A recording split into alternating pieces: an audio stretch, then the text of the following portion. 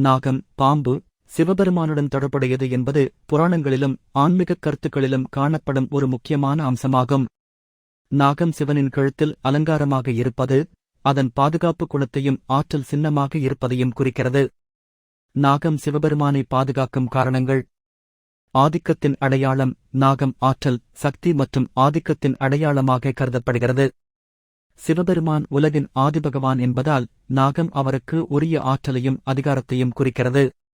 சமநிலை மற்றும் கட்டுப்பாடு. நாகம் ஆதிகாலத்தில் ஆபத்தான மற்றும் கட்டுப்படுத்த இயலாத சக்தியாக கருதப்பட்டது. சிவன் அதை அடக்கி தனது கழுத்தில் அணிந்ததால் உலகில் சமநிலை மற்றும் கட்டுப்பாடு நிலவுவதைக் குறிக்கிறது. மறுபிறவி மற்றும் நிரந்தரத்தன்மை. நாகம் அதன் தோலை மாற்றுவதால் மறுபிறவி மற்றும் மறுசுழற்சி சின்னமாக கருதப்படுகிறது. சிவபெருமான் அழிவின் கடவுள் என்பதால் நாகம் உலகின் அழிவும் புதுப்பிக்கையும் அவரால் நடைபெறுவதைக் காட்டுகிறது.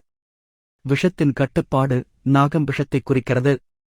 சமுத்திர மந்தனத்தின் போது ஆலாகல விஷத்தை சிவன் தனது கழுத்தில் தாங்கிக் கொண்டு உலகை பாதுகாத்தார். நாகம் அதனை நினைவூட்டுகிறது. ஆன்மீக பாதுகாப்பு. நாகம் தீய சக்திகளை தடுக்க வல்லதாக கருதப்படுகிறது.